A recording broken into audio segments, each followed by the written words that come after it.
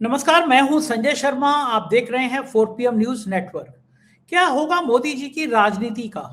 आखिर क्यों 140 करोड़ की जनता को ऐसे अपमानित करवा रहे हैं अमेरिका के हाथों? अमेरिका हमारा आका बना हुआ है, जो मन में आता है वो कहता है भारत पाकिस्तान का युद्ध मैंने कहा रुकवा दिया। मैंने कहा कि रूस से तेल बंद खरीदना बंद करो, इन्होंने तेल खरीदना बंद कर दिया। ऐसी एपिस्टीन की फाइलों में ऐसा कौन सा सच है जो पूरी सरकार डरी हुई है? क्या केवल हरदीपुरी, अनिल अंबानी या फिर कुछ और? दैनिक भास्कर के राजनीतिक संपादक केपी मलिक से मैंने शानदार बातचीत की है। आप चैनल को सब्सक्राइब करिए, संभव हो सके मदद करिए। थोड़ा सा नीचे ज्वाइन बटन लगा हुआ है, 4 PM ज्वाइन को बटन दबाइए और सपोर्ट कीजिए। चलते हैं केपी मलिक के पास। 4 PM न्यूज नेटवर्क में बहुत बहुत स्वागत है केपी मलिक साहब, आपका अभिनंदन। आपका धन्यवाद संजय जी, आपका भी, आपके दर्शकों का भी। पिछले कुछ महीनों से मैं बॉलीवुड इंडस्ट्री में भी काम भर का काम कर रहा हूँ। ये शॉर्ट फिल्म आई थी इश्तियाक, लाखों लोगों ने देखी, पसंद की। मुझे शुरू से बड़ा थिएटर मैंने किए हैं और एक्टिंग का मुझे बहुत शौक रहा है, तो ये बॉलीवुड में मुझे बड़ा इंटरेस्ट लगता था। तो मैं समझ गया गाना गुनगुनाएंगे आज आप। जी जी जी। वही गाना जी सुनाऊंगा मैं। सीने में जलन, आंखों में तूफान सा क्यों है, हर हाँ शख्स यहाँ परेशान सा क्यों है। ये शख्स हाँ। और कोई नहीं है, हमारे मुख्यमंत्री योगी आदित्यनाथ हैं। उनका सीने में जलन हो रही है, आंखों में तूफान है। दिल्ली जी का जी जी। तूफान उनको डरा रहा है केपी मलिक साहब। ये आने वाला समय का तबाही है। और मैं तो योगी आदित्यनाथ को सैल्यूट करूंगा। हिम्मत तो क्या, बंदा है, डरते ही नहीं है भाई। सीधा सीधा मुख्यमंत्री को, दिल्ली के मुख्यमंत्री के बहाने प्रधानमंत्री को, चाणक्य को बता दिया कि भाई मुझसे रंगबाजी नहीं चलेगी। मैं सीधा दिल्ली से अटैक कर रहा हूं। तुम्हारी दिल्ली गंदी है, मेरा यूपी अच्छा है। अब ये जो जंग है, ये जो ऐलान है, ऐलान जंग, अनारकली पिक्चर का डायलॉग था कि सलीम के लिए अकबर ने कहा था, अनारकली सलीम तुझे मरने नहीं देगा और हम तुझे जीने नहीं देंगे। तो ये योगी आदित्यनाथ का ऐलान जंग है। ये तो कोई बॉलीवुड की कहानी सी है। क्या कहेंगे केपी मलिक साहब आप इस बारे में? संजय जी देखिए, हम लगातार चर्चा कर रहे हैं। 2024 के चुनाव से पहले ही हम चर्चा कर रहे हैं कि जो बाबा का सोटा है वो घूम रहा है और दिल्ली भी कहीं ना कहीं उस सोटे के खौफ में रहती है। बीच बीच में सोटे को कमजोर करने की कोशिश दिल्ली से होती रही है, लेकिन दिल्ली सरसबज होता हुआ दिखता नहीं है। एक घटना अगर याद हो आपको संजय जी, कुंभ के दौरान ये चर्चा हुई थी कि संत जो है, संतों की पंचायत लगेगी। और जैसी भाजपा के मोदी जी के आने से पहले वहीं पर जो है घोषणा हुई थी कि मोदी जी प्रधानमंत्री बनेंगे, उसी तरह की चर्चा इस बार कुछ होगी। और फलानी तारीख को दिल्ली से जो है चाणक्य जी जाएंगे और वो जो है उसमें मीटिंग में प्रतिनिधित्व करेंगे। लेकिन पता चला कि उससे पहले ही घटना हो गई। और घटना ऐसी हुई कि चाणक्य के जाने की हिम्मत नहीं पड़ी और वहां पत्ता नहीं खड़का। और बाद में दिल्ली के जो बड़े वाले गुजराती हैं साहेब महामानव जी का ट्वीट आया, तब थोड़ा सा योगी जी की आंखें ऐसे हुई, हाँ अच्छा ये भी है। तब ये माना हाँ कुछ लोग मर गए, छोटी सी बंदर हो गई।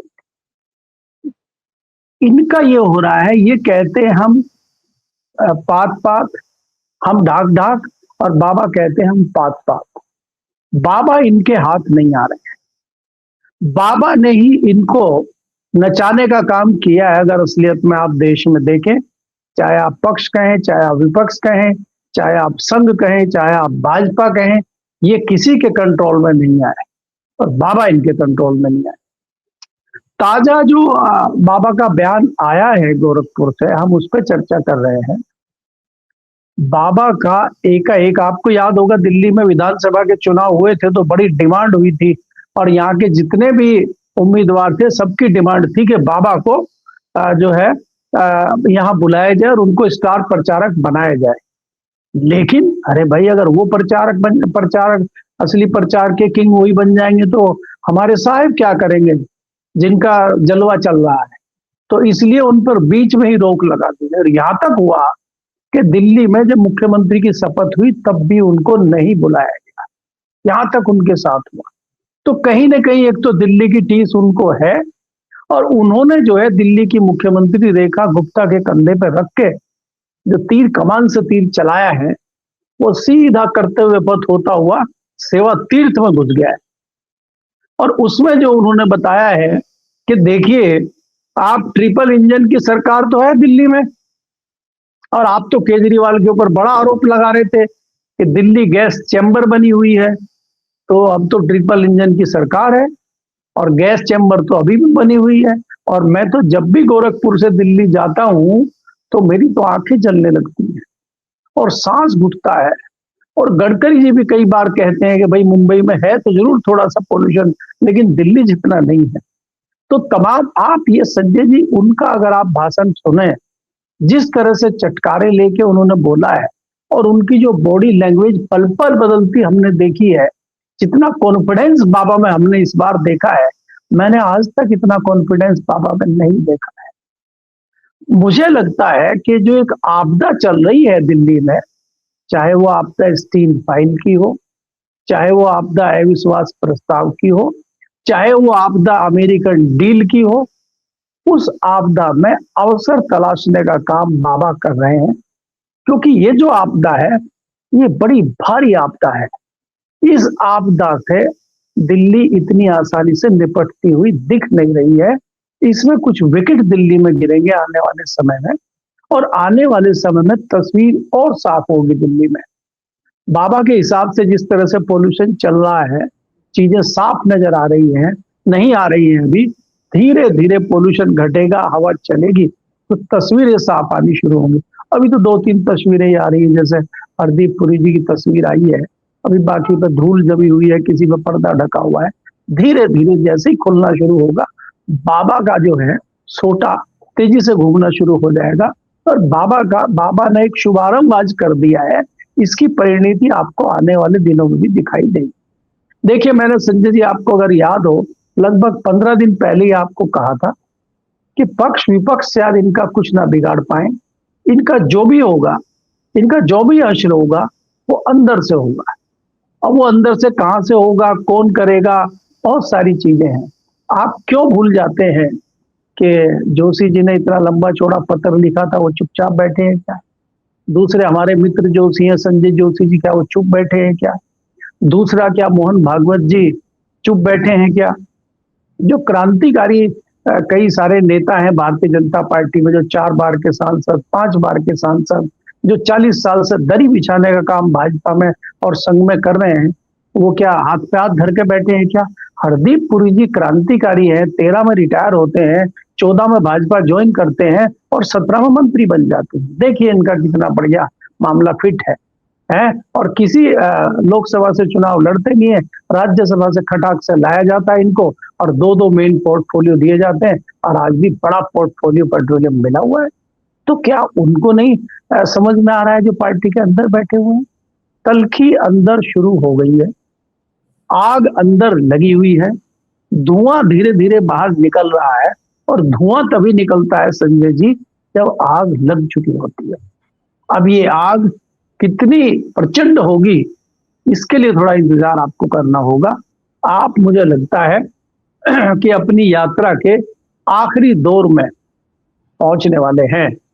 जी तो ठीक है ना, आपको क्या लगता है कि योगी ने ये बयान अचानक दे दिया होगा? वाकई में प्रदूषण की चिंता हो रही होगी कि भाई पॉल्यूशन, वाकई पॉल्यूशन तो हो ही गया दिल्ली में बहुत ज्यादा, ऐतिहासिक रूप से लोग डर रहे हैं, बौखला रहे हैं, बूढ़े लोग बीमार हो गए। लेकिन क्या ये योगी का बयान अनायास आया होगा, या फिर ये प्लान होगा कि अब मोदी जी कमजोर हैं, बूढ़े शेर को सब लोग पत्थर मारते हैं? तो अब लग रहा है कि मोदी जी मानसिक रूप से भी बीमार हैं इस समय। सॉरी, क्षमा की जगह शब्दों को बोलना नहीं चाहिए, लेकिन इस उम्र के आदमी पे अगर इतने मानसिक हमले होंगे प्रधानमंत्री पर, एपस्टीन फाइल को लेकर, हरदीप पुरी को लेकर, तो कोई भी बीमार हो जाएगा। हालांकि हमारे प्रधानमंत्री तो बड़े ऊर्जावान रहते हैं, दौड़ते हुए सीढ़ी चढ़ जाते हैं, पता नहीं कहाँ से इतनी ऊर्जा आती है। लेकिन ये योगी का जो कदम है, ये जानबूझ के इसी टाइम का चुनना है कि ये वो टाइम है जब निपटाया जाए एक साथ चाणक्य को और प्रधानमंत्री जी को, और बता दिया जाए कि मैं वसुंधरा राजे, मैं नितिन गडकरी, मैं शिवराज सिंह चौहान नहीं, बदला लेना जानता हूँ। ये क्या प्लानिंग क्या है? संजय जी, सबसे पहले तो आपको देखना होगा, जैसे आपने पूछा है कि ये समय क्यों चुना गया है, या दिल्ली को सीधा सीधा क्या वो पीएम पे हमला कर रहे हैं। आपको ये देखना होगा कि दिल्ली का मालिक कौन है। आपको तो पता है दिल्ली तो अनाथ है, और वो केजरीवाल के समय में भी सारी शक्तियां हमारे गृह मंत्री जी के पास थी। या दिल्ली की सरकार के पास रहती, केंद्र के अधीन है और लेफ्टिनेंट गवर्नर एक हिसाब से सारी चीजें चलाते हैं। मुख्यमंत्री तो नाम मात्र का होता है। रेखा गुप्ता जी चंद रोज पहले मुख्यमंत्री बनी है और पॉल्यूशन का मुद्दा रेखा गुप्ता के कंधे पर रख दिया जाए ये भी वाजिब नहीं है, एकदम से चीज नहीं जाएगी। और केंद्र के हिसाब से सारी चीजें दिल्ली में चलती हैं, तो इसका सीधा सीधा मतलब है कि बाबा का जो इशारा है, बाबा का जो हमला है, जैसा कि मैंने कहा, वो करते हुए पत्र की ओर उनका इशारा है। उनका जो तीर छोड़ा हुआ है गोरखपुर से, वो सीधा करते हुए पत्र की ओर जाता है। वो सिविल लाइंस रेखा गुप्ता के निवास की तरफ जाता हुआ नहीं दिख रहा है, वो दिल्ली विधानसभा की तरफ जाता हुआ नहीं दिख रहा है, वो तो जो नया सेवा तीर्थ बना है उसकी तरफ जा रहा है। तो वो जताता है कि पार्टी के अंदर इस तरह की चीजें चल रही हैं, उसका कहीं ना कहीं फायदा उठाने के लिए एक रणनीति भारतीय जनता पार्टी के अंदर बनी है। और संजय जी, हमारी चर्चाओं में लगातार निकल के ये आता है कि संघ जो है कोई नई संस्था नहीं है और संघ किसी की बपौती नहीं है और भाजपा भी किसी की बपौती नहीं है। संघ जब सेनापति को और घोड़े को बनाता है तो वो सेकंड लाइनर तैयार रखता है, वो एक दूसरा घोड़ा तैयार रखता है, दूसरा सेनापति तैयार रखता है कि जब आप युद्ध में उतरते हैं, अगर सेनापति घायल हो जाता है, अगर सेनापति को घेर लिया जाता है, सेनापति की हत्या हो जाती है, युद्ध में हार जाता है, तो फिर नया सेनापति कौन होगा और नया घोड़ा क्या होगा। अगर नया घोड़ा लाना है, पुराना घोड़ा लंगड़ा हो गया है, तो उसको फिर गोली मार दी जाती है, वो किसी काम का नहीं रहता। कई गोली मारे हुए घोड़े आपको आज भारतीय जनता पार्टी में दिखाई देते हैं, जिनको हम एक दूसरे नाम से पुकारते हैं, जो 75+ वाले। तो गई है लंगड़े घोड़े हैं आपके पास, और उनमें कुछ सेनापति भी हैं जो अपने समय में बड़े सेनापति रहे। तो क्या उन्हीं सेनापति की सूची में नाम आने जा रहा है क्या? और सेकंड जो सेनापति बनने जा रहे हैं उस सूची में के आसपास योगी जी है क्या? ये सारी कवायद उस चीज को लेके चल रही है, जिसका खुलासा और जिसको मैंने कहा कि तस्वीर साफ होगी आने वाले समय में। क्योंकि आप ये जो दो चीजें मैं देख रहा हूं, चाहे वो एप्स्टीन फाइल हो और चाहे अमेरिकन डील हो, ये छोटे मुद्दे नहीं है। देखिए, देश में आपको समझना होगा कि पिछले 11 साल में अगर सरकार से, मोदी जी से किसी तबके ने टक्कर ली है तो वो किसान तबका है। और उन्हीं किसानों को आपने फिर छेड़ दिया है, उन्हीं किसानों को साथ आपने फिर पंगा ले लिया है, और इस बार आप कमजोर स्थिति में हैं।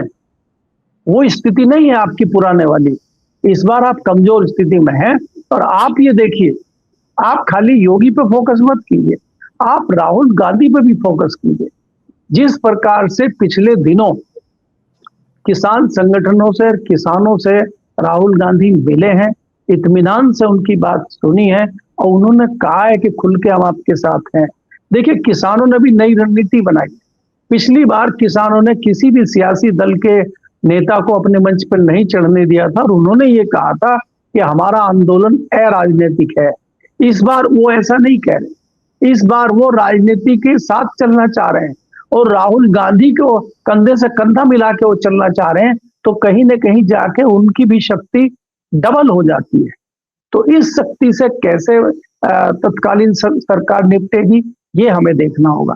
दूसरा, आज ही जो नई चीज हुई है, सेना के जो पूर्व अधिकारी हैं, सेना के रिटायर्ड ऑफिसर हैं, जिन्होंने अपनी सेवाएं दी हैं, जिन्होंने अपना पूरा जीवन लगाया है, उनके साथ ये सरकार जो हश्र कर रही है, वो भी कहीं ना कहीं आहत है और वो भी राहुल गांधी से चर्चा कर रहे हैं।